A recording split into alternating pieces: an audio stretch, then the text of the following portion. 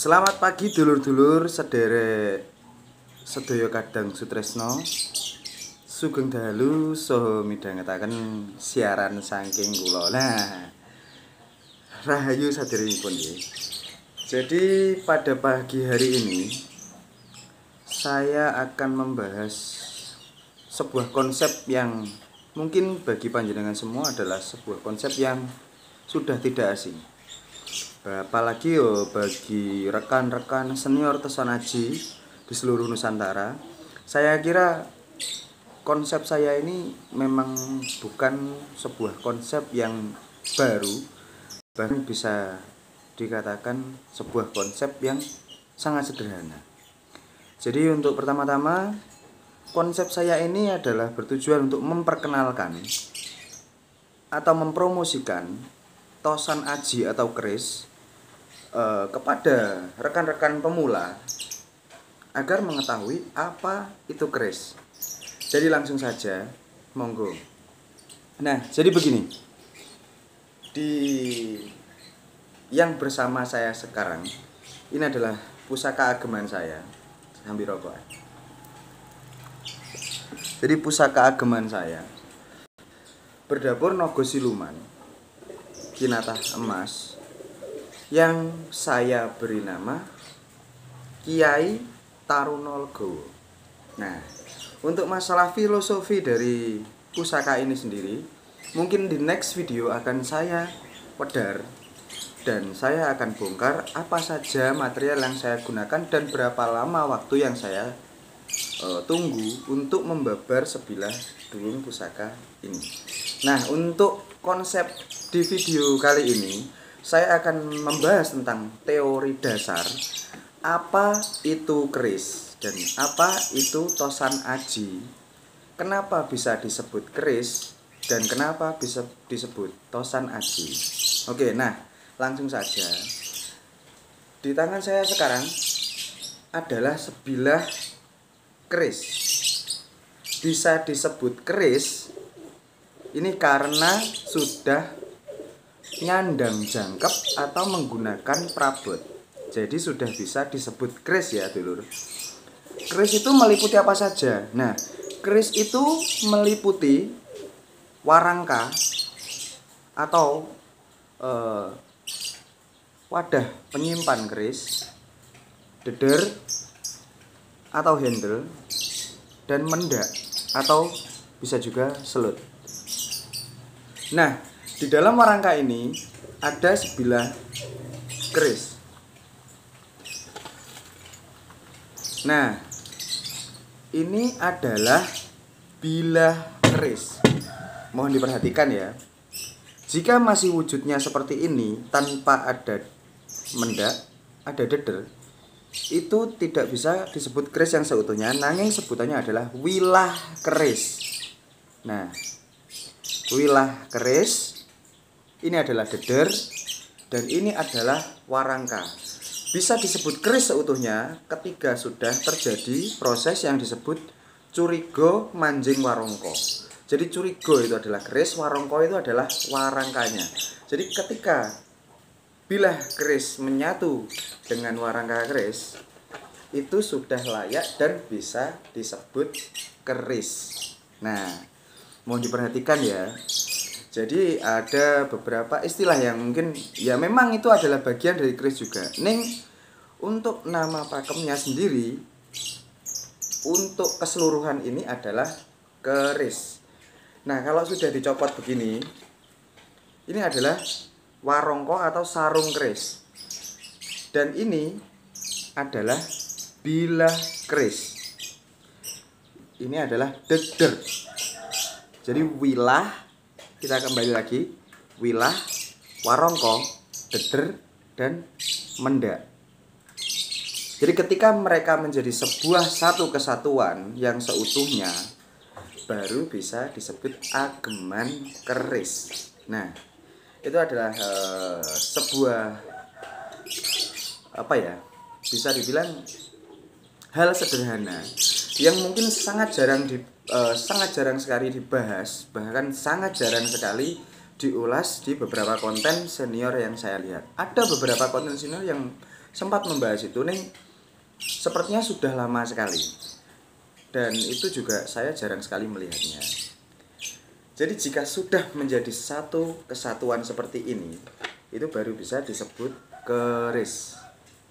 Kalau masih kosong, masih wilah saja, ya kita sebutnya wilahan. Deder ya dedernya, atau jejeran, atau warangka, atau sarung. Nah, ketika sudah terjadi sebuah proses di mana keris dimatchkan dengan warongkonya, di situ bisa kita sebut dengan istilah curiga manjing warongko. Nah, filosofi dari curiga manjing warongko sendiri sebenarnya adalah sebuah filosofi yang sederhana tapi bermakna sangat dalam. Itu menurut saya ya. Saya bisa sangat salah, bahkan saya bisa sangat berbeda pendapat dengan beberapa senior saya. Ning, saya memberanikan diri untuk mengulas tentang filosofi dari curiga manjing warongko. Nah, curiga manjing warongko sendiri adalah bentuk dari sebuah konsep di mana ketika manusia itu nyandang atau ageman, nyandang baju. Nah, baju pun juga istilahnya tidak hanya dalam segi visual ya, neng sandangan batin atau perilaku dan sifat. Jadi ruh itu manjing ke raga, raga manjing dengan busana, raga yang sudah berbusana manjing dengan tata krama. Nah, kalau sudah manjing menjadi satu, akan menjadi sebuah kesatuan yang sempurna. Dan pantas dan tidaknya itu semua tergantung kembali lagi ke bagaimana kita. Jadi seperti ini, misalkan saya pakai sekarang adalah pakem Bali. Nah, ketika kita menuruti ego, saya suka dengan deder solo. Oke, ini kita beri deder solo misalkan. Lalu kita manjingkan dua rangka Bali. Apakah match?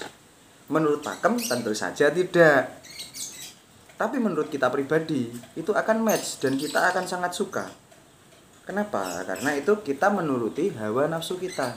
Ning untuk disawang yang lain itu saya rasa kurang pantas. Bukan tidak pantas, ning kurang pantas. Jadi belum tentu benar menurut kita, itu benar menurut orang lain.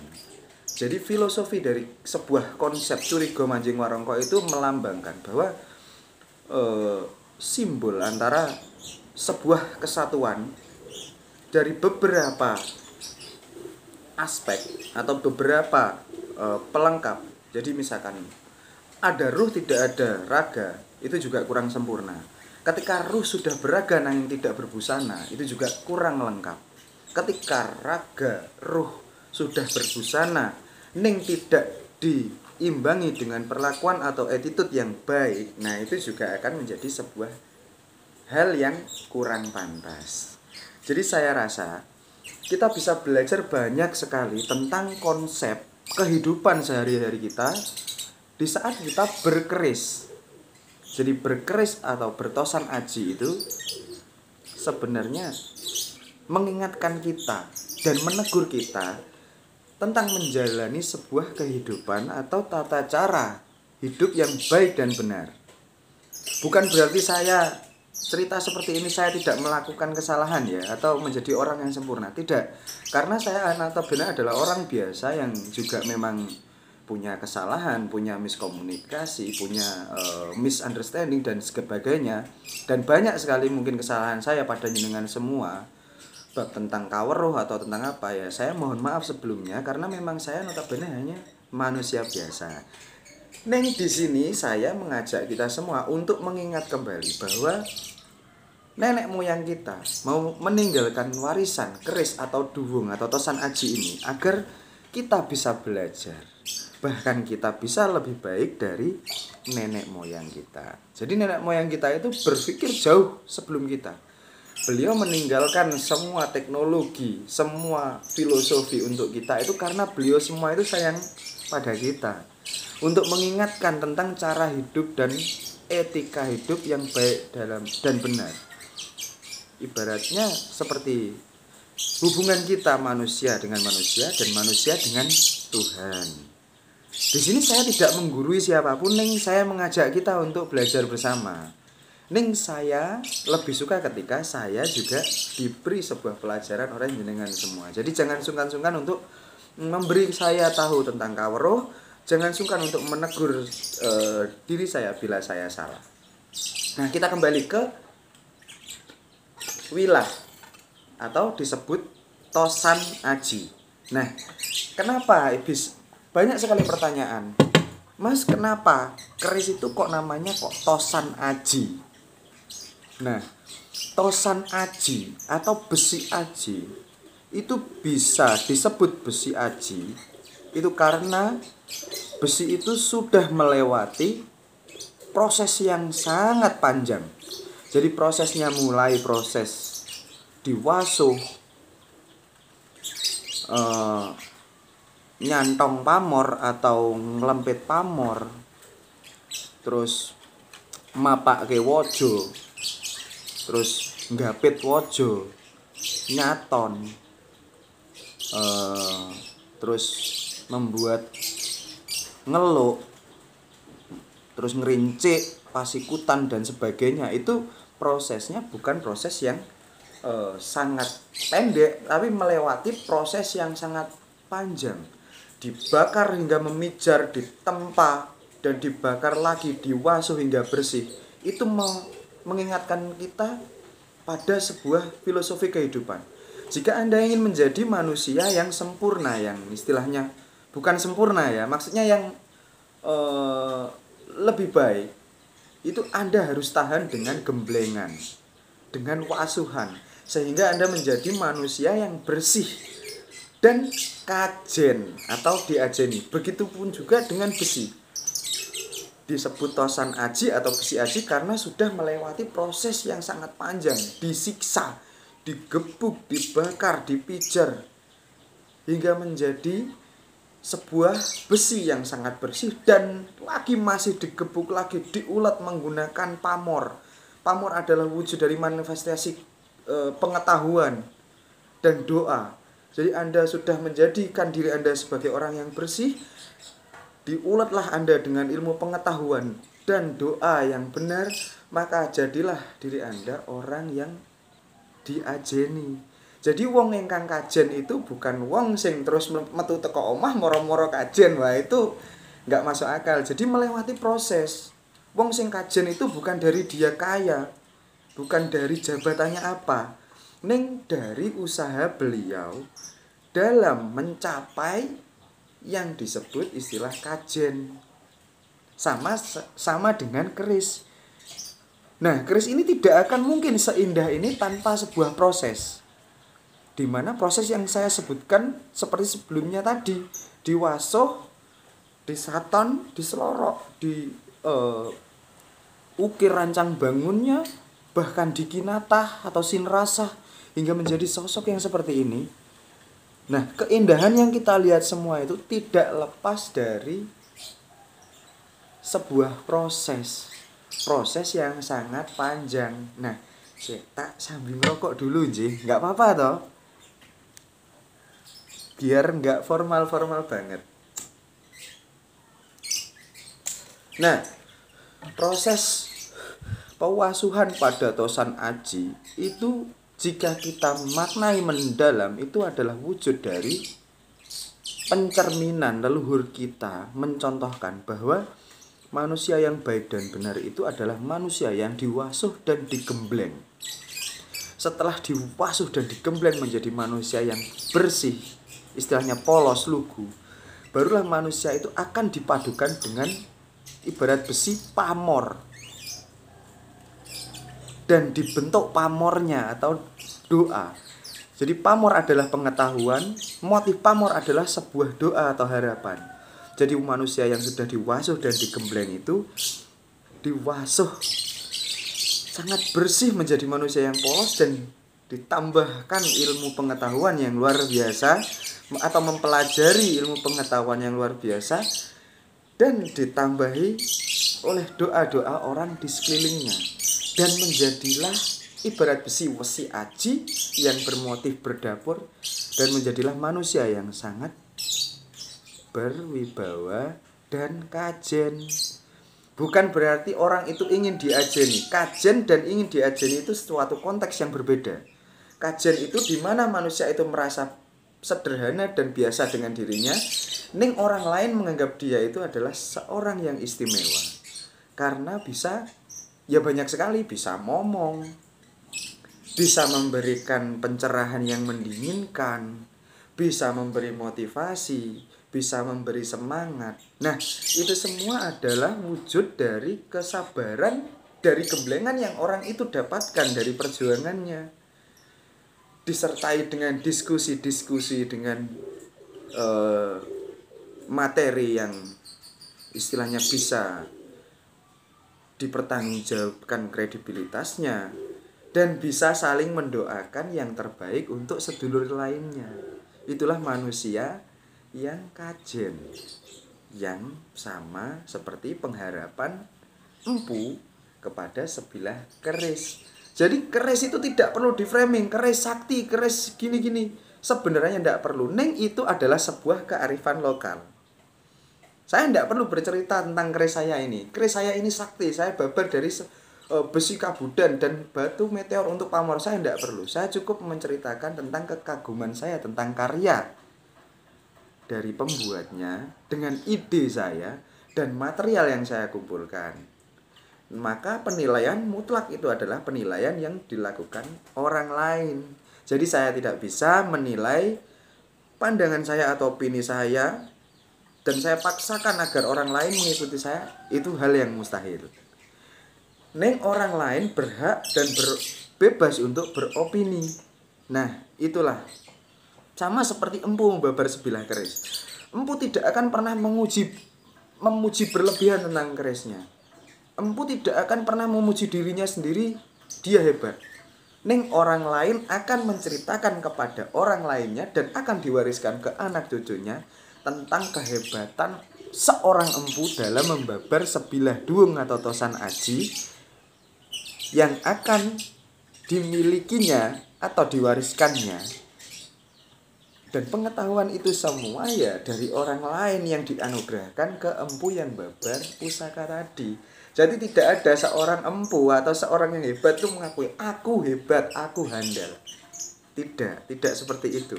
Jadi orang hebat dan orang-orang besar itu besar karena suara dari orang lain, atas penilaian orang lain. Mereka tidak pernah mengklaim diri mereka hebat. Nah, disitulah suri tauladan yang harus kita jadikan contoh dalam berkehidupan sosial dan manunggaling kawula Gusti. Manunggaling kawula Gusti menjaga sikap, perilaku dan sifat karena Sang Pencipta atau Tuhan yang Maha Esa, Gusti Allah Subhanahu wa taala, atau Sang Yang Widi atau Sang Yang Tunggal, Gusti Kang Murbengrat selalu bersama kita. Jadi kita jaga perbuatan kita. Ketika kita kemana-mana bersama Tuhan, apa kita tidak malu setiap hari berkata kebohongan, berkata kesombongan, bertingkah laku keburukan, sedangkan kita sadar bahwa kita itu, Tuhan itu melihat kita, bersama kita dan ada di sekitar kita. Kita itu sangat kecil, jadi kita harus ingat konsep yang mengingatkan kita tentang manunggaling kawula Gusti. Bukan berarti kita itu Tuhan, ning kita menjaga diri kita dengan berbuat yang baik. Karena Tuhan itu senantiasa selalu bersama kita. Maka dari itu doakan teman-teman kita dan berdoa untuk diri kita sendiri itu yang baik.